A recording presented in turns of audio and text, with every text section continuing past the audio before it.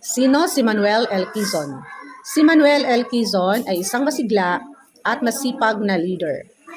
Anumang gawaing ninanais niya ay isinasa katuparan niya agad.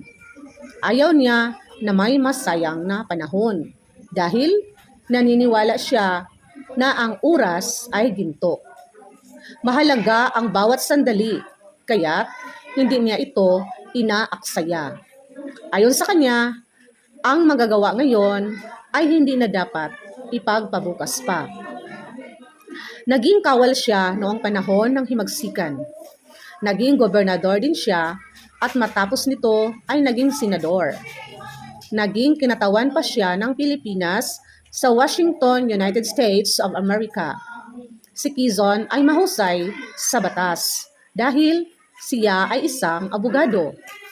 Di nagtagal, siya ay naging Pangulo ng Senado ng Pilipinas at nahalal na Pangulo ng Commonwealth o ng malasariling pamahalaan noon.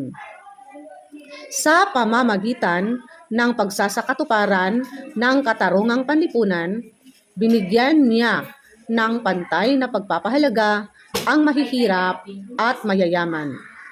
Si Quezon din ang nagpasimula sa pagkaroon natin ng pambansang wika. Kung hindi dahil sa kanya, walang isang wika na magbubuklod sa lahat ng Pilipino. Dahil dito, siya ay tinawag na ama ng wikang pambansa.